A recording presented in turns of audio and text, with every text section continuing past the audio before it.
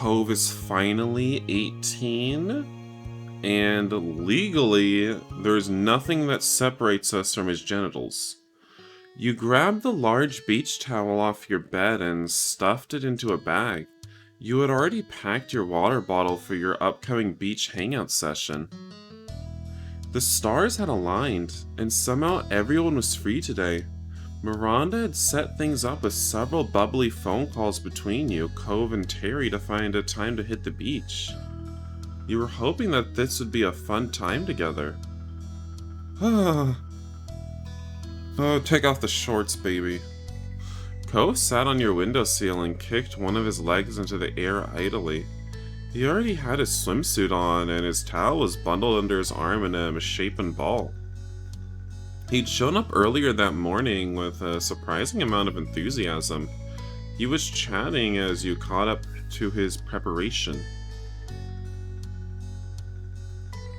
But seriously, I couldn't find my swimsuit this morning. I looked everywhere. It had disappeared. I had no idea what I was going to do. You could have gotten a new one. You don't have to wear a swimsuit. Yeah, you don't need to wear a swimsuit on a beach. Yeah, but I didn't exactly think of that when I couldn't find something that should have been right there. Anyways, I don't know why it was in the bathroom when I never put it there.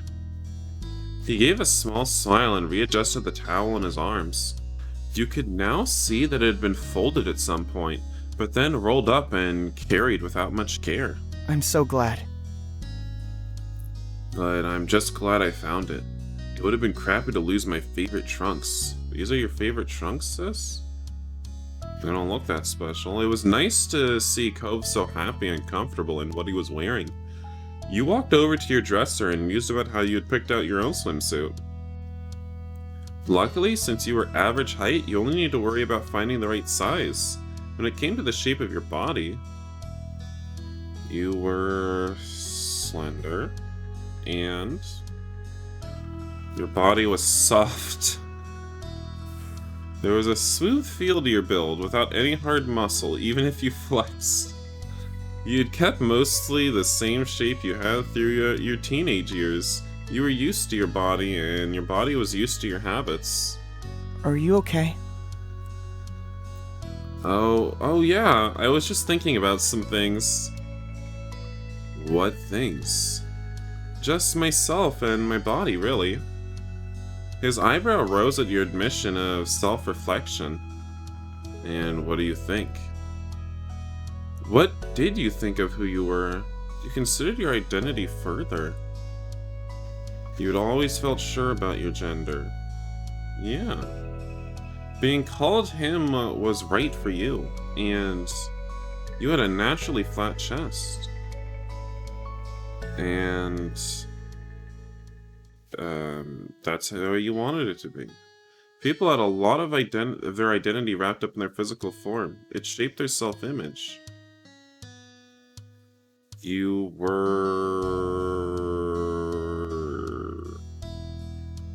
comfortable? Your body was you, and it was good. A good one that you felt content in. You used to not feel as good when you were younger, but you had since grown into your body. You felt more at home now and less uncomfortable. You focused on Cove again. Top Cove? No, the Cove is not top. He really is not. He is such a sub, guys. He smiled at you and tilted his head, a question still in his eyes. He was waiting for you to come to an answer, but before you could, you had something to say to him. What do you think about me? You like the way I look, right?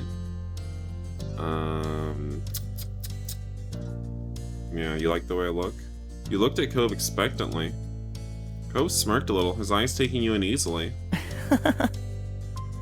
Fishing for compliments, Joseph? Yes! God, yes! How do you not know this about me yet? Oh my god, I need at least 5 compliments a day to survive and not be bitchy. You look great. Everyone knows that, including you. By the way, unless that's changed.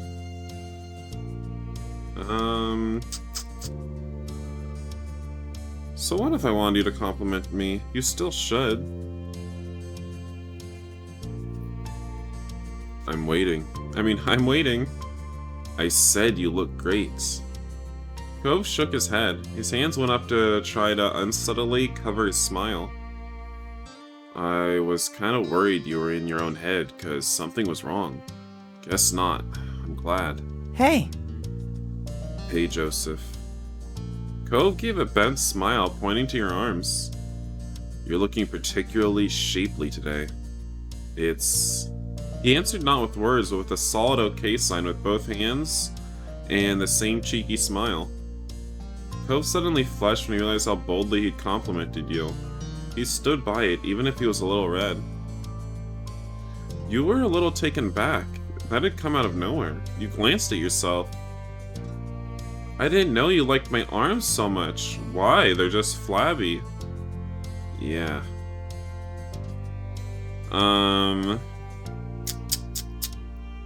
You stood there, you flirtatiously stretched. Yeah, we can jokingly flex. You posed dramatically. You showed off your guns, fighting laughter. First the right, then the left. You then flexed both of your arms and widened your stance in a stereotypical strong pose. He cracked a huge smile. Joseph, this is too much for me to witness. Cove hopped up from his seat and fluttered his hands in front of you, gesturing for the display to stop, laughing the whole time. You thought on some level he might have been fully kidding around with that. He was flustered. You gave the poor guy a break and put the goods back down. He exaggeratedly wiped his brow and let himself fall back into place on the windowsill. Finally, you felt that was enough of that topic for one day. You went back to your original goal before you got sidetracked. You need to pick what you wanted to wear to the beach. Let's see, you decided to wear a Speedo without a top. Okay, we'll be that hoe. We'll wear the Speedo even though no one asked. Let's do it. While you dug around in your drawers, you tried to think if there was anything else you were missing. I guess we can get some sunglasses. I don't know. With that taken care of, you held your outfit together and looked at Cove. He was tapping his toes on the side of the wall as he waited. You vaguely wondered if he thought that was a comfortable place to sit. You hoped so, given how long he'd perched on it. Are we changing in front of him? Regardless, it was time for him to go. Okay, no. You weren't going to put on your beachwear with him just chilling here. I need to change. Cove smiled, content with being kicked out. Alright. Cove lowered himself off the window and strolled past you to get to the door. He lightly brushed his fingers against your cheek when he passed by. Bye. I'll see you out front. Okay. When you were alone, you got undressed and put your swimwear on. You also checked your beach bag for the final time, and it seemed like you hadn't forgotten anything. You left your room and hurried down the stairs, ready to meet Cove. You made sure to lock your front door and walked outside. Cove stood in the road. Boys in Speedos are so sexy. Well, girl, that's me in a Speedo, so it can't be that sexy. Cove stood in the road, looking down and scuffing his feet on the asphalt. When you shut your heavy door, he looked up at you and smiled. Nice to see you. Nice to see you again. Hi, Miranda, and Terry are gonna be here in not too long. Terry even texted me earlier saying she was mostly on schedule. Well... Why don't we just go head down to the beach and wait for them there? We're both ready. That sounded like a good idea to you. You said as much, and Cove shot off a quick text telling the two of them where you'd be. Cove gave you a thumbs up after the message sent. It was a familiar path to walk, and it wasn't long until you reached the shore. Cove laid out his towel on the warm sand. You set up your stuff beside him and looked into the ocean. The rolling swells hit the shore rhythmically. You had all looked out. It was a beautiful day. The sky was clear and the waves were good. It was a balmy summer day, but with a pleasant breeze. To keep things comfortable. Essentially, it was perfect. So? Do you feel like heading into the water? Maybe just walk down the shore.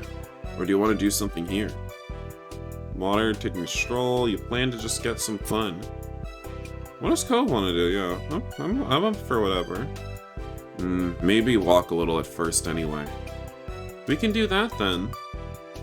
Cove nodded, accepting of the plan. He kicked some sand off his towel absent-mindedly. Yeah, sounds nice. You took a deep breath and tasted the relaxing salty air. Cove caught your eye and gave you a small smile. You chatted a little before a comfortable quiet settled over the two of you, content to watch the waves as you waited for the others.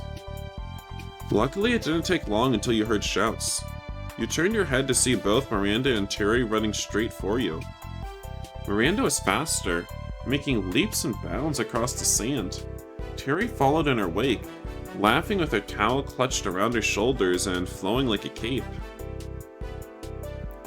Miranda started making her jumps more theatric and more precarious as she got closer.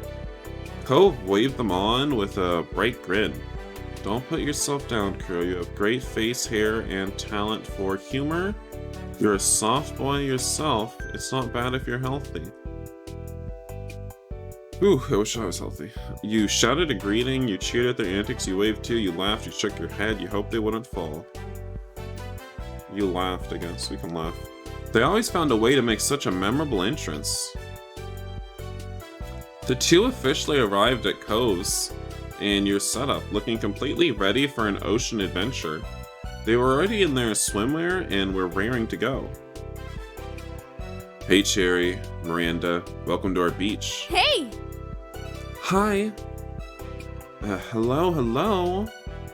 She beamed and Miranda nodded with a smile. Oh yeah! Man, I am so pumped. Yeah, I'm ready to get this worked out. What have you guys been up to over in your town? Cove, Joseph, have we missed things? Cove blinked and then shrugged when nothing he wanted to mention came to mind. You shrugged like Cove, you have a vague answer. We're just gonna deflect and be like, what have you been up to? Okay, I'll tell you about my family, I guess. Your moms were the same as ever for the most part, although they were definitely still adjusting to you being an adult right now. Liz had asked you to take pictures of her latest makeup look the other day.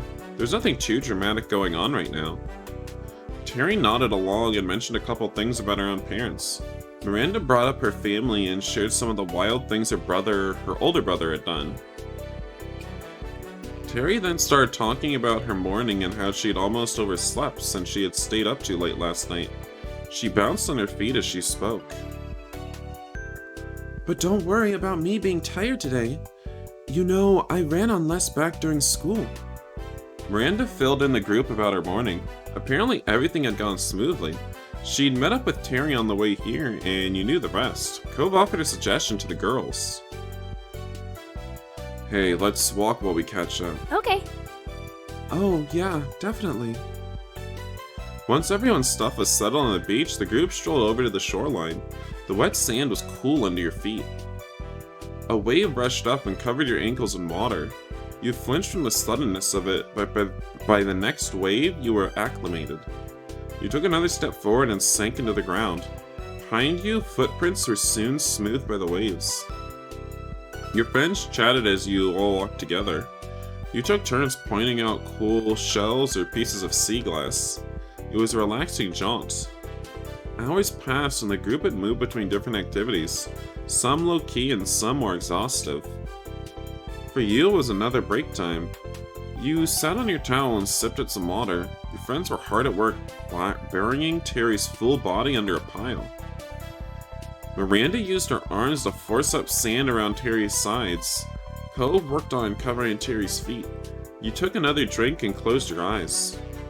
Eventually, a shadow passed over you, dampening the light that was still notable even behind your eyelids.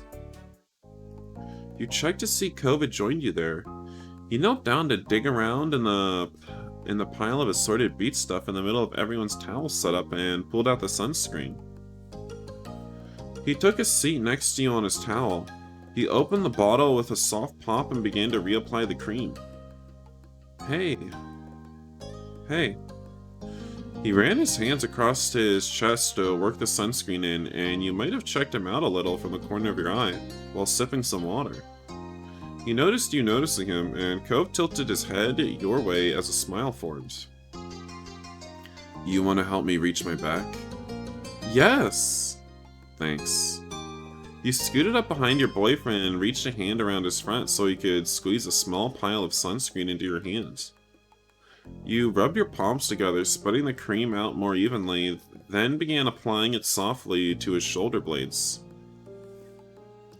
From there, you moved to the tops of his shoulders, the nape of his neck, and down his spine. Cove was mumbling the entire time, but you couldn't make out what he said. He may not have even realized what he was doing himself.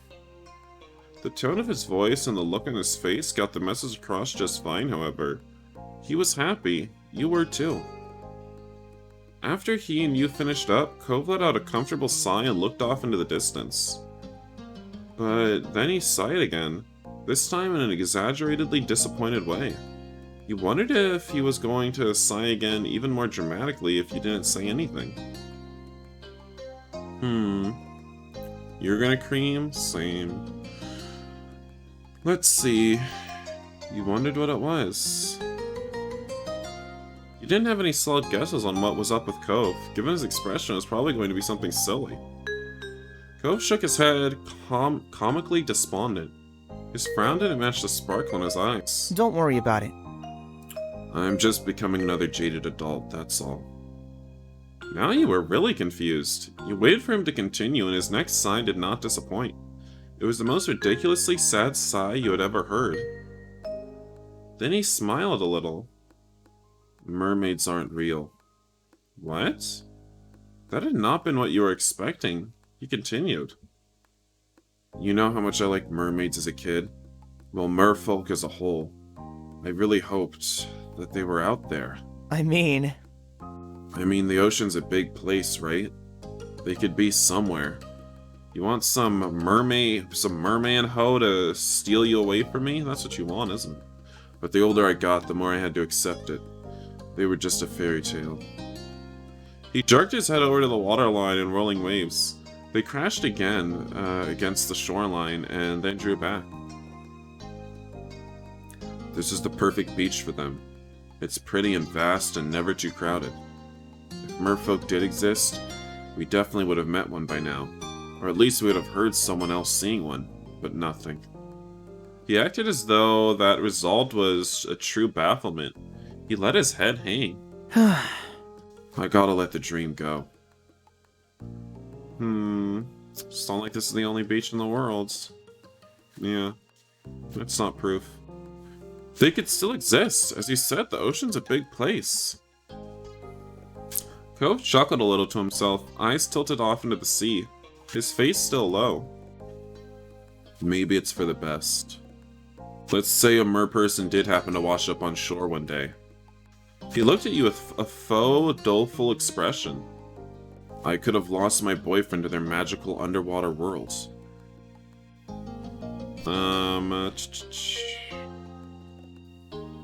Yeah, I'd go with the merfolk. Cove smiled triumphantly. I knew it, but I can't blame you. If a beautiful, kind merperson falls for somebody, I'm pretty positive the sensible response isn't to turn around and say, no thanks, I'm gonna stay on land with a normal guy. Yeah, you warning me you would leave if you had that offer? You don't want me to be blindsided when you ditch me for a mer creature if they're real. No, that isn't what I'm trying to say. I'm not the one who'd have to deal with that, you know. It isn't the same kind of thing. If a merperson did magically appear, there's no chance it'd be me they'd call for. The more Cove spoke, the more it sounded like he could be a merfolk himself. He was choking on air, a fish out of water.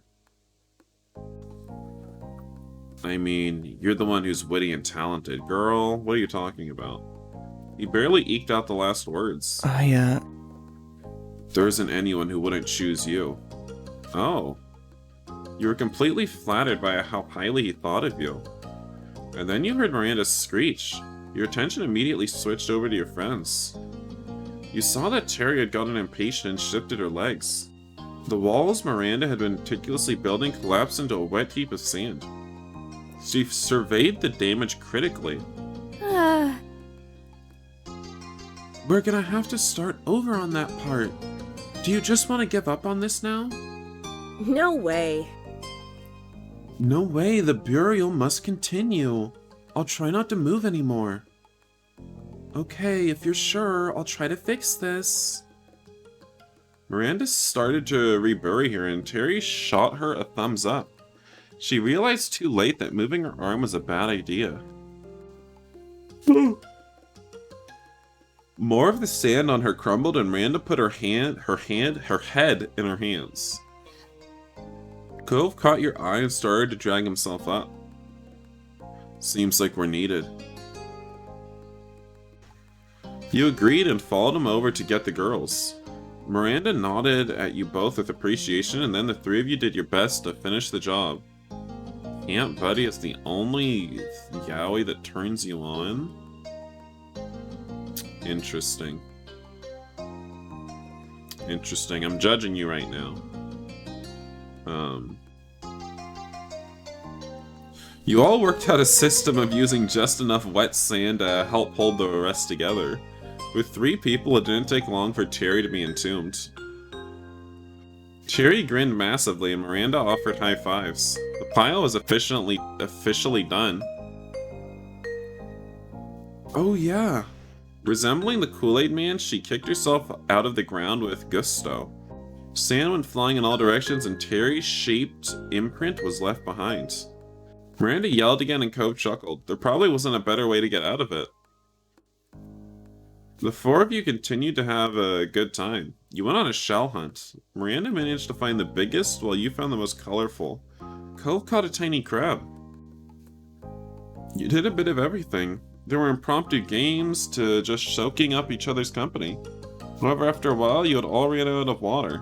Drinkable water, anyway. It was decided that you'd head to your or Cove's house. Things were gathered, and you started to cheerfully walk up the road. What's next? I don't have anywhere to go, so it could be whatever. Same, I guess we can keep hanging out. Terry snorted and readjusted her grip on her things. Don't sound too sure there, Cove. By this point, you could see her house. It hadn't taken you long to make the trip. The conversation continued with everyone throwing out suggestions. Are people hungry? She looked from face to face in inspection. Cove and Miranda shrugged in concert. No one was overtly opposed to it. However, you weren't really starving. It wasn't quite mealtime. We could get a dessert. Miranda put a finger to her lip and thought. With a smile, her voice became more confident. Yeah, that would be fun. Terry considered it, and then shot Miranda a thumbs up. Sure. Sounds great to me. I can definitely go for that. You know I'm up for more, but there's nothing sweet at my house. Your friends glanced at Cove and his place. He shook his head immediately. Dad doesn't have anything good either. I mean, unless you want dessert-flavored protein shakes. Ew, no. She cut in and held her hands up as if trying to ward off something evil. Cove smirked. Not bad. It's not that bad. Nope. Well, There has to be some kind of sweet shop around here. Let's look it up. Terry nodded and started to dig around in her bag. I like the way you think. Terry continued to rummage in her bag and grew increasingly frustrated. She puffed out her cheeks and knelt down, setting the bag on the ground. With both hands free, she was finally able to fish out her phone. She raised it in triumph for a brief moment of celebration. I'm on it. I'll search for something good. Terry got back to her feet, hefting the bag over one arm, tapping away at her screen in the other. But She assessed Cove and you from top to bottom. no shirt, no shoes, no service. Cove glanced down at his bare chest and feet, having not even registered it prior. He chuckled a little. No, this is exactly how he should be, Terry. Stop trying to make him put on clothes. I'll grab something. No, Cove! You nodded as well. You weren't really exactly restaurant ready like this. Cove moved over to his house. You looked towards yours. You ran into your house. No one was home, so you just rushed to your room and dropped off your beach stuff on your bed. Alright, well, you're not gonna keep wearing your Speedo. You stripped and found a suitable outfit to go hang out in. You slipped it on and felt satisfied with your decision. With that, you sped back outside. Cove was already there and gathered around Terry's phone with the girls. He'd opted to just add a shirt and shoes, apparently putting in the minimum effort for service. Hello again. Hey! You don't really want ice cream, do you? You didn't have the chance to answer. She kept barreling through with her words. 'Cause I'm not into that right now. That's cool. What else are we gonna get that's sweet? I don't know. Don't mind her. You look nice, by the way. Terry scrolled further and then made an interested exclamation. Oh, what about this place? They sell crepes. There's something you don't see every day. Look how fancy they are. She shoved her phone into your face. It seemed like a cute shop. It didn't show any pictures of the actual building, but the food seemed good.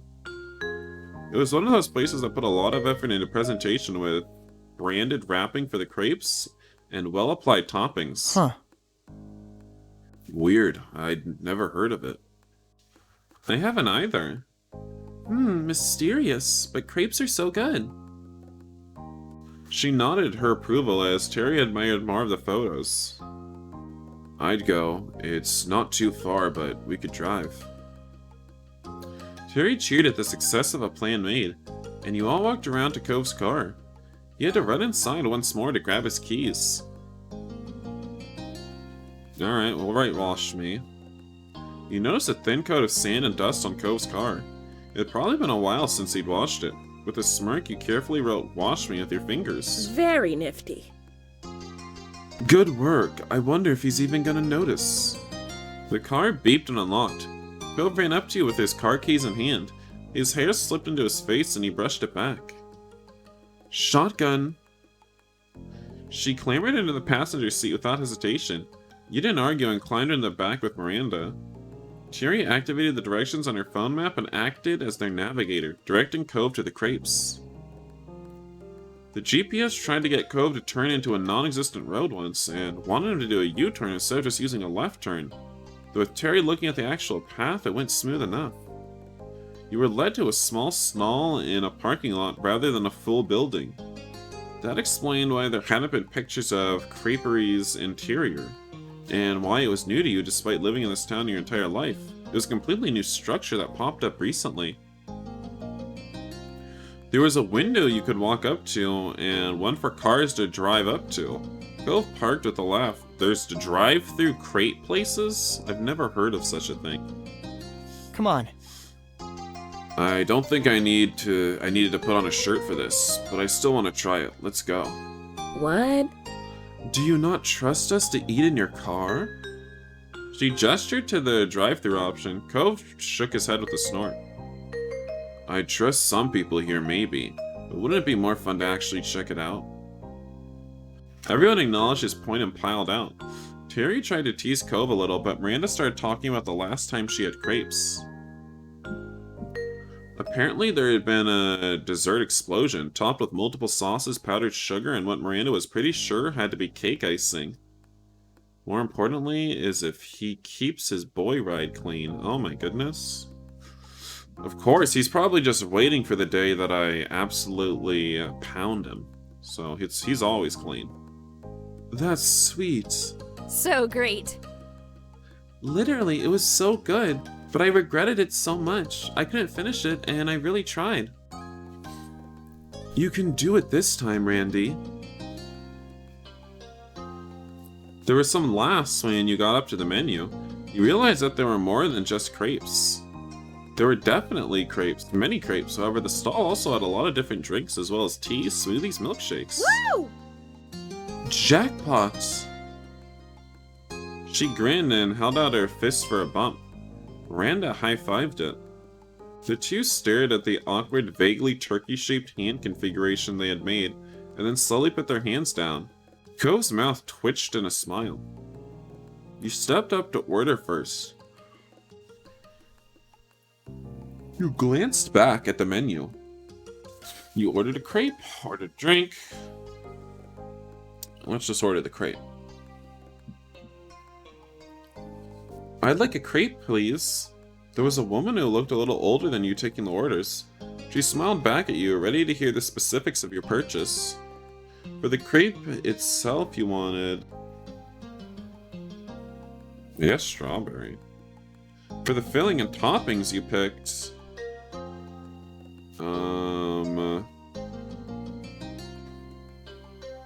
I don't know, cream cheese? Whipped cream? Bananas? Oh, I guess that's it. You paid and stepped aside to let your friends order. Cove got a lemon crepe with powdered sugar on top and mixed berries. He also got a plain strawberry smoothie. Terry went crazy with toppings, although she ordered a plain crepe. She had it smothered in whipped cream, cream cheese, chocolate chips, chocolate syrup, and bananas.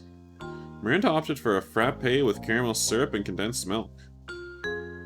The four of you stood off to the side as you waited for your treats. I think yours sounds tasty, Joseph. Thanks.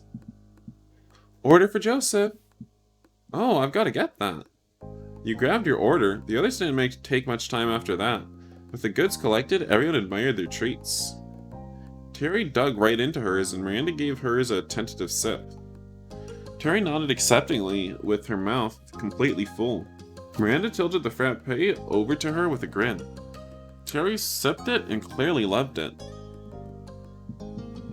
She raised her crepe over to Miranda. You could tell that there was an intent to make it look nice, but with all the assorted toppings piled on, only so much could be done. Miranda took a huge bite with gusto and sighed happily. Terry seemed satisfied and took another slurp of Miranda's drink. They had both only gotten one thing, probably because they knew they'd end up sharing. Cove went over to you, and there was a definite interest in his eyes at your order. Well, I just want to say you can try mine. It's pretty good in summary. Let's see, you offered to share yours, but yeah, I don't want any of your lemon crap. You shook your head at Cove's offer of his crepe and smoothie. You didn't particularly want them right now. You can try mine. You passed your order over to Cove after he juggled his treats where he could take a sample. He smiled as he tasted it, giving you an approving nod. Thanks. Yours is good, as usual. With that, Cove started to eat his treats in earnest. You saw him take a huge gulp of his smoothie, and then without swallowing, he added a bite of his lemon crepe. His habit of mixing foods together wasn't anything new. It's disgusting, though. He hummed in satisfaction, so you guessed he must have liked the combined flavor. You're too much into twinks, so you simp for Hunter? And other cute options. Cove has a swim build. Second best option. Girl, you had to be like, Camp Buddy's the only game that turns me on. And then you had to pick the worst character in the game. You really did it. You really did it. Alright. Cove. Cherry tore off a piece of her crepe and held it out to Cove. So? Care to make a trade? Sure. Instead of continuing to loiter in the parking lot, the four of you started to walk down the sidewalk. There was a lot of sharing going on with the crepe bits and toppings being passed around. I'm sorry, Brelchon. I'm sorry. You have to accept that this is just not the case. You wouldn't have been surprised if Terry ended up drinking more frappe than Miranda did. You kept going down the way, eating, drinking, and chatting. Wait, what are we doing? What about our car? So we walked all the way here? You hadn't realized just how far the group had wandered until you ended up at the now leaving sign. Apparently you were just about to walk right out into the middle of nowhere. Terry took off her mouth off of Miranda's straw and stopped sipping the frappe. Impossible, preposterous. How are we already at the end? I always forget how tiny this town really is. Cove chuckled a little and swallowed a chunk of Terry's crepe.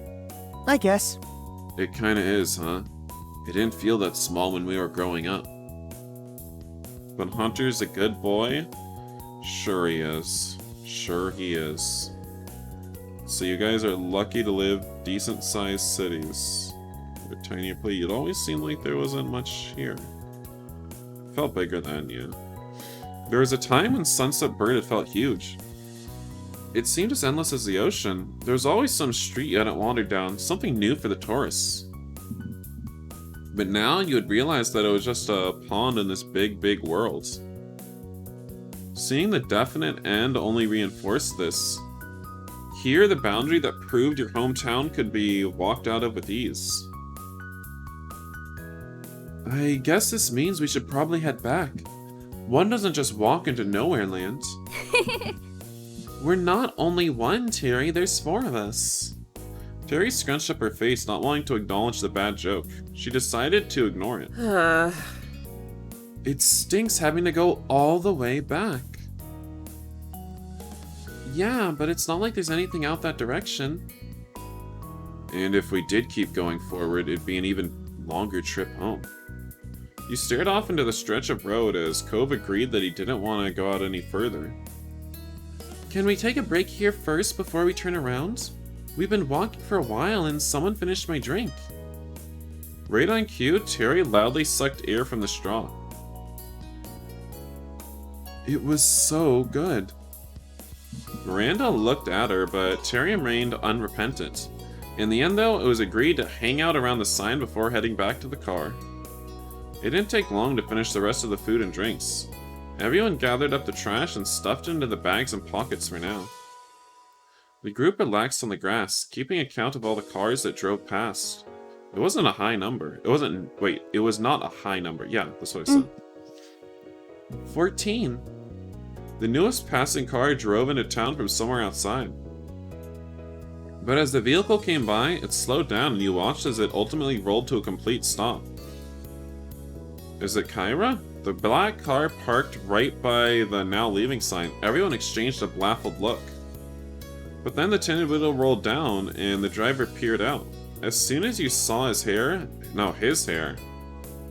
you recognized him. No one else you knew presented themselves so distinctively. Is it the new guy? What's his name again? Baxter? Oh yeah, what were we doing for him? English? A wee bit of an English accent. English. I'm British. Hey neighbors. Cove also jolted with recognition. He pasted on a cordial smile and waved politely. Afterwards, he put his mouth back over the straw of his long, empty drink, as if trying to act cool.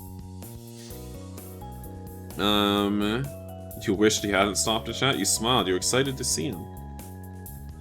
Surprising though it was, you were happy to see him. It was an interesting turn for the day. You shot him a friendly grin. Look at him blushing. And you thought about the odd picture this made. A fancy black car pulled over to talk to a group of teens, mostly still in beachwear. Miranda was incredibly confused and shrank back to watch. Terry lifted her head in an unspoken question.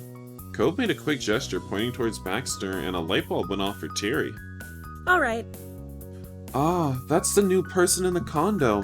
The bee man, right? Yeah, Baxter.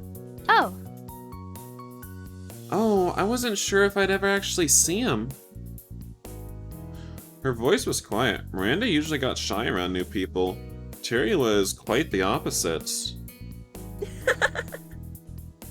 Incredible. This is perfect.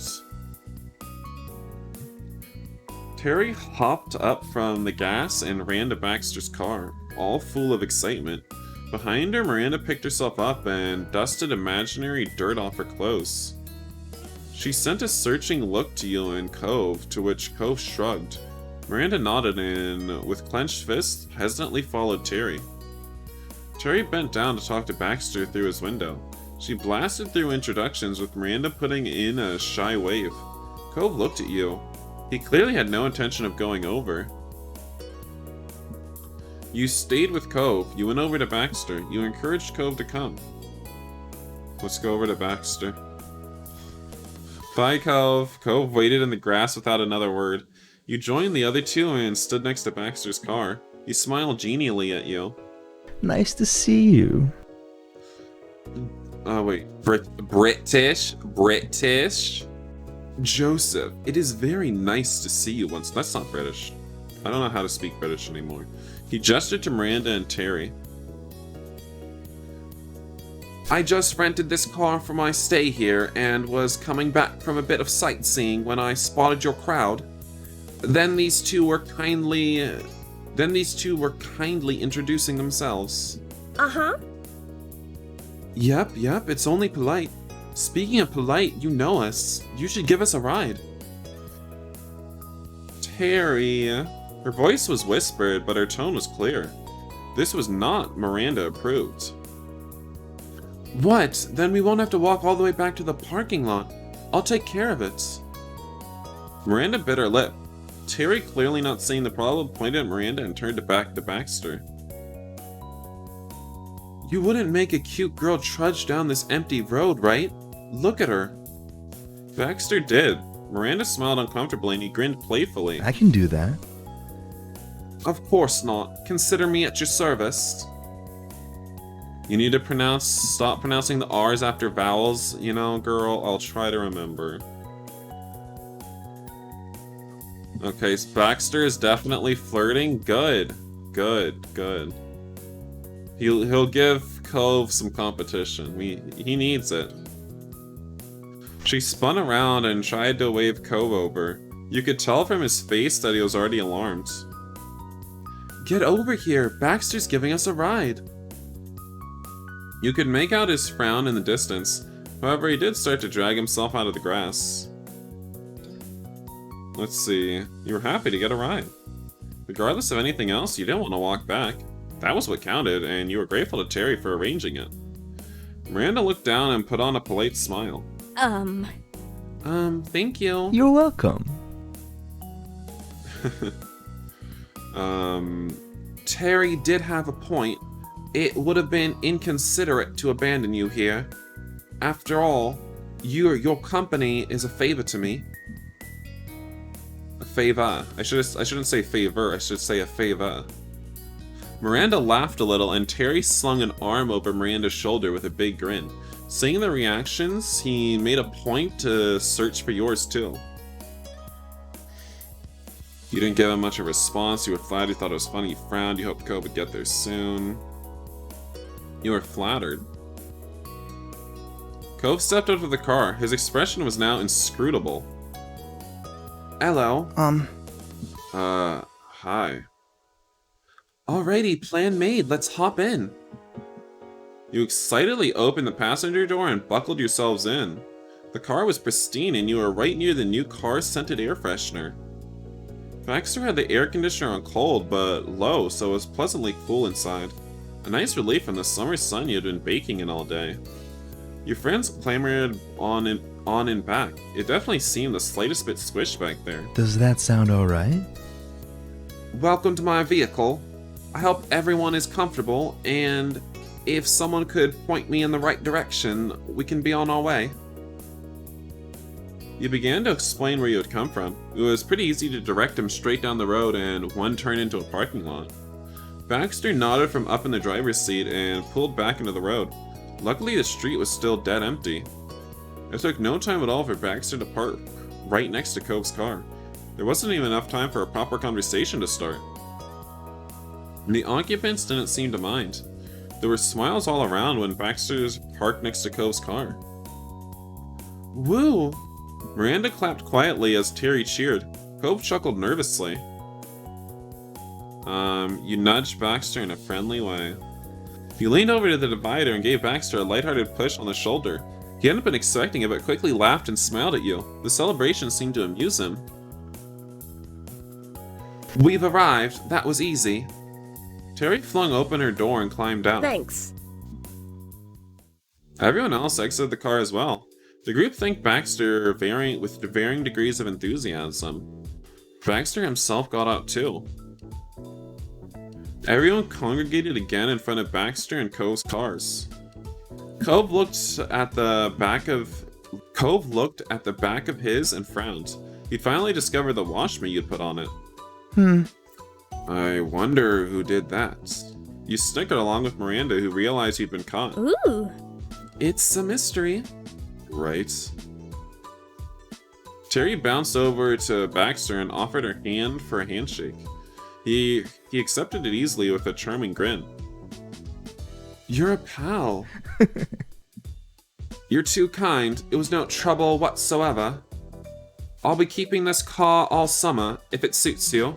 You're welcome to take my number and give me a ring whenever you're in need of another ride. And that goes for everyone here. I have a car. Cove's getting jealous. Terry busted into laughter and Miranda fidgeted. She did not know what to do with that. Baxter really went fast, didn't he? He noticed her discomfort and smiled with a soft tilt of the head. I'd be happy to help again, but that's the only reason I offered. If you don't need it, then you can pass on it. Can I have your number?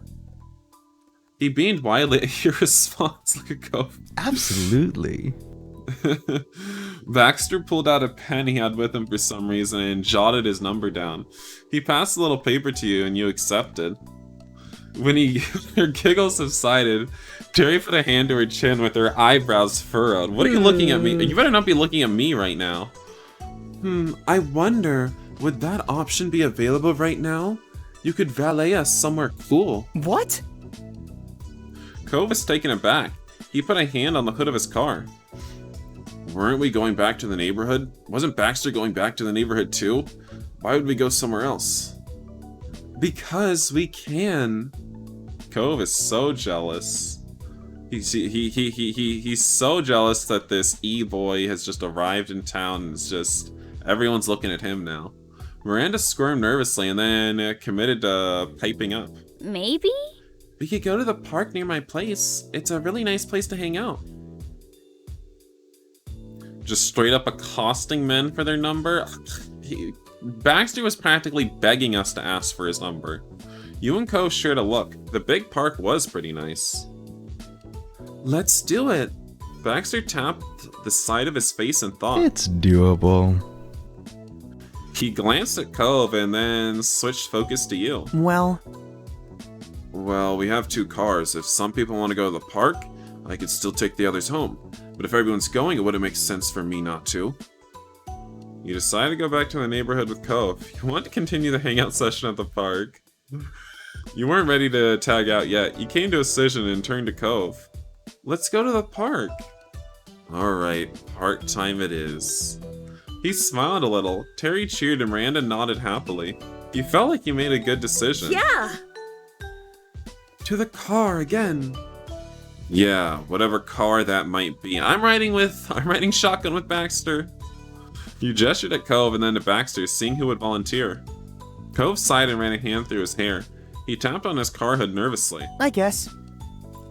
We can go in Baxter's, I guess. It'll be less of a pain than bringing both. We're all going to the same place. Aww. I want some alone time with Baxter. Are you okay with that, Baxter? Certainly. Wait, no, certainly. Why am I reading in that voice? Certainly. I meant what I said. When you need a lift, I can give it. Neither you nor Terry brought up any objections, and so the gang climbed back into Baxter's nice ride. This time, Baxter offered to turn on some music. After all, it would be a little bit of a drive to the park.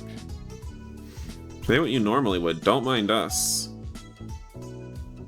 Yeah, I'd like to see what kind of stuff a guy like you's into. Baxter's a gay dancer? What? I hope the playlist lives up to your expectations. He plugged his phone into the car with an auxiliary cord and turned on some alternative music. With the music taken care of, Baxter put the car into drive and pulled it out of the parking lot. The lot was practically empty, but you noticed that he was careful anyways. During the trip, it changed to hard rock, punk, and even screamo. Despite his personable demeanor, he didn't seem to like upbeat tracks. It took a while to arrive. By the time you got there, the sky was golden with the orange streaks of sunset. Everyone got out of the car and started to stroll along one of the paths. You walked by the basketball court and some picnic tables, taking in the sights. Miranda seemed amazingly content, the location helping her relax in company. She led the way, sometimes stopping here or there to point something out. Baxter turned to her and nodded along. Not bad. I've never been here, but I definitely see the appeal. Man, this is Randy's stomping ground. She's been coming here forever. Seriously, Miranda, have you ever had a birthday party that wasn't here? Oh wait, no, that was still Terry. Whoops. You've missed out, Baxter, because every year she has a blow-up party at the park. Imagine balloons everywhere. Miranda looked down, suddenly shy again with the attention on her. She let out an awkward sigh. Yep, every year. Actually, my birthday is where I first started to really get to know Cove and Joseph. She smiled and then pointed to a wide, flat spot on the grass. Remember the bounce house? I remember. He chuckled and you could practically see the old memories on his face. It was a party for the ages. You were great. Let's see. I miss parties like that. Everyone's too cool for bounce houses. The group followed Miranda along to one of the picnic tables. She took a seat and Terry slid in beside her.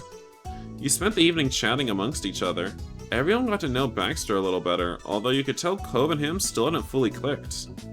At one point, Miranda found an abandoned soccer ball and started tossing it around. To me. Miranda threw the ball to her. Terry caught it with a smile. Think fast.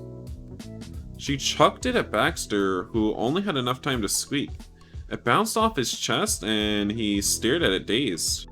He blinked as if he needed time to process what exactly had happened, but then he grinned dangerously. He rushed after the ball, and rather than throwing it back, he surprised Terry and everyone else by lobbing the ball high into the air. You bent your neck back to watch its ascent and its inevitable decline. Baxter hooked it with his foot and launched it up again. There were oohs and ahs from Terry and Miranda. Baxter gave them a very proper bow. When it finally fell to the ground for real, Cove was the one who picked it up. He was impressed and he wanted in. With that, everyone was drawn to the game. It was unspoken that whoever did the fanciest trick won. Most of the gang was not particularly practiced with throwing a ball, so not many of the tricks were actually good. However, there was a lot of laughter and you got to see Miranda pull off a round off where she threw the ball with her feet, so that was cool. The sunset eventually darkened into night and the streetlights turned on. Your group's chosen picnic table laid in a bubble of light. The occasional bug cast a shadow as they flew by. It's a little strange being here so late on a normal night. Usually that only happens if there is a party or an important game or a fireworks show. Fireworks. Her yell startled Baxter, who was throwing the ball nonchalantly from hand to hand. He missed catching it and it sailed sadly back to the ground. He looked at Terry for a loud outburst. I just remembered there's gonna be a fireworks show tonight. It's in the city. At everyone's questioning look, she huffed and tried to explain it further. It's some celebration for the opening of something. I don't remember what. I don't think we could get into the actual event anyways. Oh yeah! But we should still be able to see the show if we get close. You can't keep the explosions in the sky away from the public. Cove raised an eyebrow and drummed his fingers on the table below him. You want to change locations again? Wasn't the last 2 times enough? Terry rolled her eyes and then shook her head. To her it was obvious. Don't be a wet blanket, Cove. What about you, Joseph, Randy, Baxter? Don't you want to see the show? It's fireworks. We gotta go. I guess they are fireworks. Alright. What's one more scene change? Yush! Yush. I knew this was a good idea. In turn, 4 sets of eyes looked at Baxter. As the driver, his answer made or broke the plan. He chuckled softly. In for a penny, in for a pound. I'll go. Honestly. Genuinely, there's nothing better to do than occupy my time tonight. We better hurry or we might miss it. Cove rolled his eyes but laughed. Everyone headed back to the car yet again. Terry brought out her phone to navigate to the city and Baxter stepped on the gas. You were on your way. Baxter drove past buildings aglow in a warm yellow light that cut through the navy black night. One office building had bright LED lights that cycled through a whole rainbow of hues.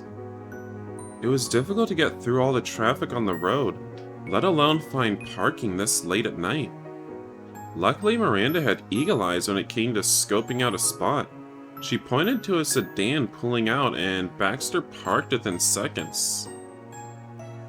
Not wanting to miss the show, you all raced down the waterfront walkway to find a place with a good view. What about here? Cove peered across the rails into the distance and shot her a thumbs up. It was a relatively quiet, isolated, and you could see the skyscrapers. That was a good sign, based on where Terry thought this event was. Yes, this should work just fine. She stopped and tried to catch her breath, hands on her knees. Miranda leaned against the wall between establishments as she recovered. Cove took a moment to breathe as well, stretching his spine back. He looked up at the sky in wonder and let out a relieved sigh. Think we're missing anything? Think we've missed anything? No way. Not a chance. Nothing's happening and we can't be so late that we missed everything. Maybe it'll start soon. What's silly about this? We can be excited. The spontaneity of the whole thing combined with the amazement of the fireworks is a recipe for you to be bursting with anticipation. It couldn't start soon enough. Where's Baxter? Terry led Miranda to sit down on the oval slabs along the path. Miranda took a seat and began tapping her knees together as she waited. Terry, meanwhile, crouched more than sat. Oh, there you are, sexy. Baxter smiled politely and looked from you to Cove. He seemed to be waiting for one of you to speak first rather than wanting to directly start a conversation. Something seemed to strike Cove as he tried unsuccessfully to hide a smile. Most of us are in swimsuits. Wearing beachwear in the middle of the city in the dark while waiting for a fireworks show was clearly the joke of the day for him. Cove snorted once and then looked back up at the sky. But I'm not sure if this tops that one night you went around town with me and Mom dressed in my pajamas. You laughed too when you remembered the incident. It'd been quite the escapade, because the moment was called Escapade. Anyway, I need to channel my inner British man. British. That sounds like a story I'd be interested in hearing. Cove looked at him, and then you shaking his head slightly. That kind of is the story. There's not a lot else to say. You weren't entirely sure about that, but Cove wasn't ready to start reminiscing of Baxter. So... Well, I wish I had gotten the memo of tonight's dress code. I could have suited myself to it. I could have suited myself to fit. So... Yeah. He tugged on his shirt sleeve with a faint grin, going for humor. He definitely was overdressed when you compared him to the rest of you. It succeeded in making Cove smile. Aren't Baxter's eyes too far away from each other? Wow, that's kinda rude. I'm sorry. Sorry. A flash lit up in the sky with a brilliant green. Your eyes flew off the building in the distance and silently watched with bated breath. You heard a second boom and red fireworks lit up in the night. Woo, the show's starting. It's so pretty. They came running over to get closer, positively beaming. Terry pressed herself to the waterfront fence, getting as close as physically possible without just going swimming again. More fireworks went off, shooting out hundreds of tiny sparkling lights. The colors stood out starkly against the dark of the night. The biggest ones watched your surroundings with their hue, turning your world blue, then red, then golden. Welcome. Did I deliver or did I deliver? Miranda's eyes glittered and she lightly bumped Terry with her head. Good job. Terry stumbled at the friendly nudge but was pleased with the compliment. She grinned back. Miranda lightly swung her hips the opposite way to give you a bump as well. It was friendly and soft. Woo! We did it. You gave her a little push and turned with a laugh.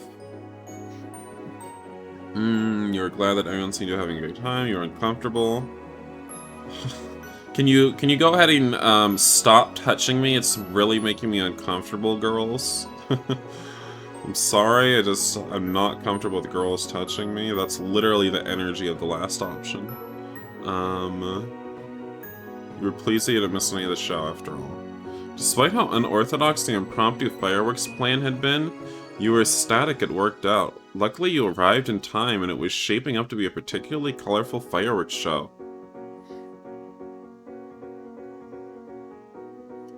The rest of the group huddled around the railing to take in the show as closely as possible.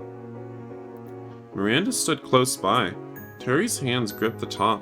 Cove laid his arms across it while leaning forward, and Baxter rested his elbows on the rail, putting his back towards the fireworks. He seemed to have more fun watching the others than the actual show.